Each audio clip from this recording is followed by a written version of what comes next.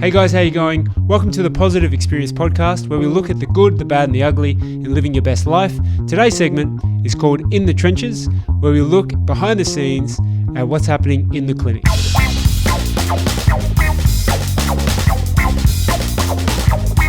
Hey guys, how you going? My name's Leki and I've got Mike here with us. How are you, Mike? Good, Leki. How you going? Good, mate. Thanks for joining us for our In the Trenches episode, where it's in-house clinical chat. And today we're going to be reviewing a recent blog post that Mike has put together on the shoulder. So how about we start with just an introductory into why you put this post together for us, Mike? Sure. So prior to even entering the world of physio or understanding anything about anatomy, I see these fellas in the gym, just kind of rotating their arms a certain way. And then I'd always be thinking, what in the world are they doing? And then not after till I understood the anatomy and looked into it, that I learned what that actually is and why. So I thought for those that are doing their gym routines and they're feeling a bit of pain, or they're just wondering what they can do to make their shorter workouts or pressing workouts a bit better, I thought I'd put this little resource together just to make things a bit easier to understand. Good man. So what I'm going to do with you guys is I'm going to share my screen and take you to our website. Okay, so if you go to www.prophysioplus.com.au, this is our homepage, our landing page, and we're pretty proud of it. And there's a nice big orange button if you choose to call by and catch up with us at one of our locations. Plus, you can check out our YouTube channel. If you go to this guy right in the middle into our blog post, you're going to see this is where we house a lot of the good stuff. Okay, now we are really active in posting quite regularly, and this is where you'll find Mike's awesome blog post. Okay, now pardon my slow upload time. I think with COVID, the bandwidth of the clinic that I'm at is getting punished. So things are coming up slowly. So as you will find that we are rolling out information blog posts month by month to a specific theme. So for the month of June, you can see there we're talking about knees and knee injuries, knee pains. In May, it was about low back pain. And in the month of July that we're heading towards the back end of, it's about shoulders. So if you click onto Mike's blog post, you will see the amount of detail, which is the basis of our conversation today. You'll see the amount of the detail of what he's put together in terms of words, photos, and most importantly, videos, because I'm a video type of guy. I enjoy watching videos and look at a lot of DIY stuff on YouTube. So the theme or the topic of his blog post is how to bulletproof your shoulders. So this isn't limited to big guys in the gym or athletes.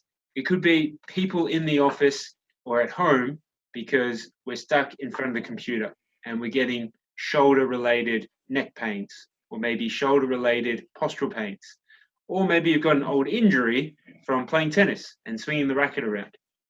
So this is a really good foundation to understand how the shoulder, what makes up and comprises of your actual shoulder joint, and we'll walk through the actual blog post together now. Okay, so if you give us a little summary into your blog post, a term that most people have heard of is a rotator cuff, and maybe you can just expound a little bit on that for us, Mike. Sure. So if we were to break down the words, so rotator being those muscles cause rotation about the shoulder joint. So being the ones predominantly on the front or the back of the shoulder blade, as we can see there. So 3 of those muscles. And then the cuff portion of it pertains to the fact that how all the muscles kind of join over the head and create a cuff over the head of the humerus, therefore creating the rotator cuff. Perfect. Now, if you think of this picture here is great because you've got the bony levers. So this is, if you can picture it, looking, putting on your X-ray goggles and looking through someone's skin, you can see the bony portion, the long levers, and then you've got the muscle bellies. Okay, so this particular muscle attaches from a part of your shoulder blade into the arm bone, and then if you look from the back of someone's shoulder, there's some big muscles in there too.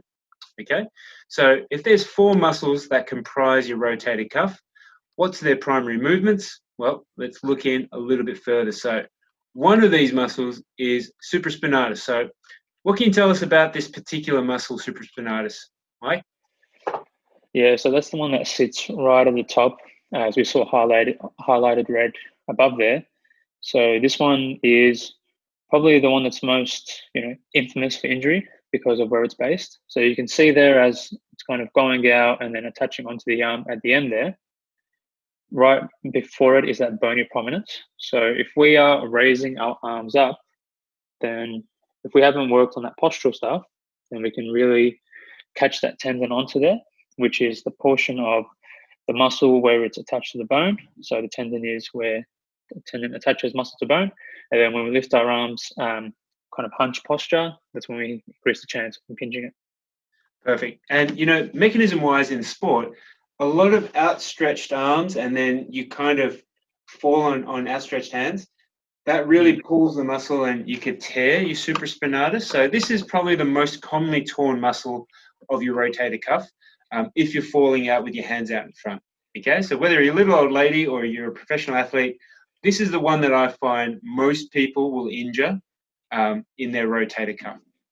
Would you agree, Mike? 100%. Cool. And look, how good is this? So Mike's put together some videos here where there's some simple home-based rehabilitation that you can do. So click play, and you can see this YouTube video will play for you.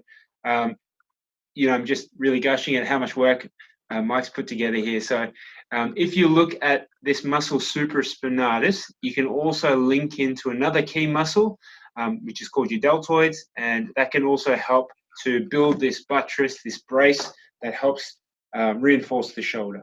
Okay, cool. So one of the four, supraspinatus. Let's go to the next one, subscapularis. So that's on the undersurface of your shoulder blade. You can see here, front to back, it sits underneath your shoulder blade and kind of behind the rib cage there, and it kind of sneaks around to a portion of your shoulder.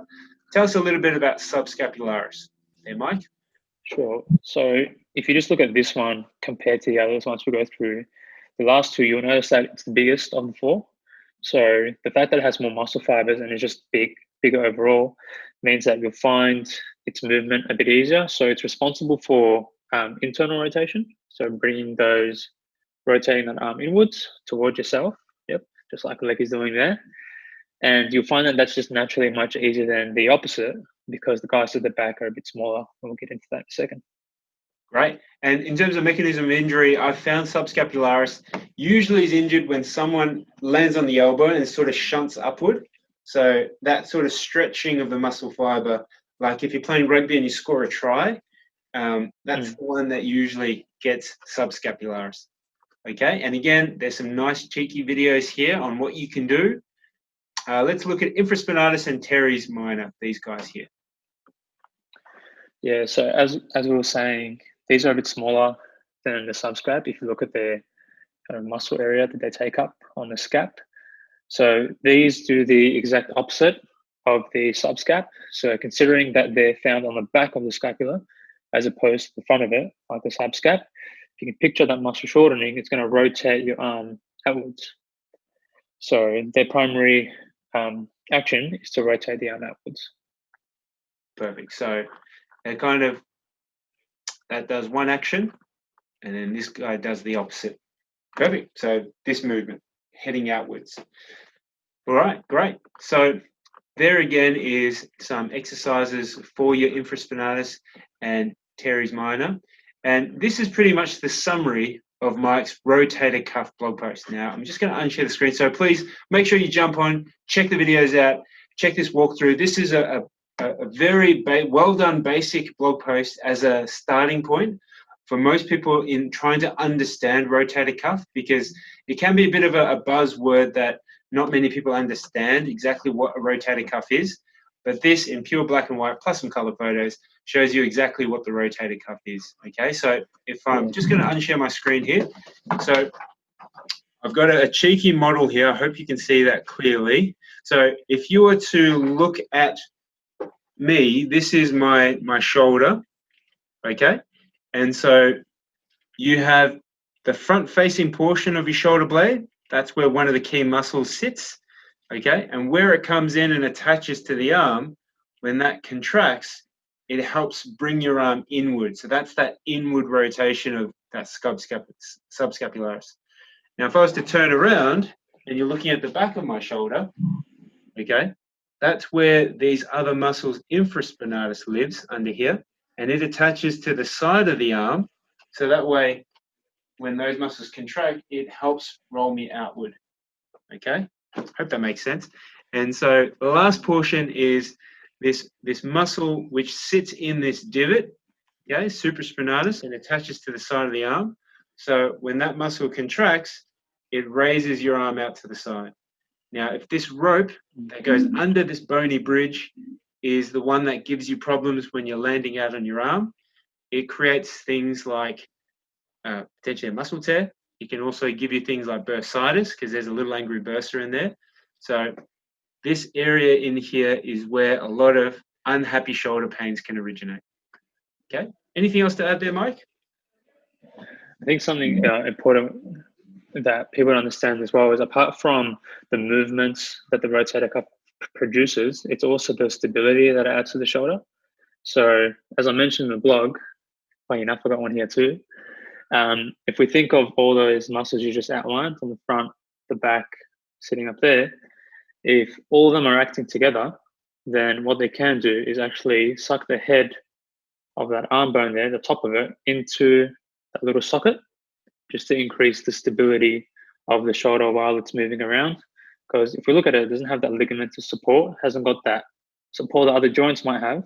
So what it lacks with that, it has, it makes up with the rotator cuff, adding stability. Perfect. So in summary, the rotator cuff is very important. It comprises of 4 muscles. It gives you movement and it gives you stability. Okay, so we hope you've got a lot of value from the blog post. Check out all our stuff online. Also, when you're on our website, you can check out our booking site. If you have any questions, we have a free 10-minute call. So feel free to make that time across our locations. We're happy to have a chat to you guys. All right. That was our blog post today on the trenches, Mike's blog post on how to bulletproof your shoulder. We appreciate your time, and as always, thank you. See you guys.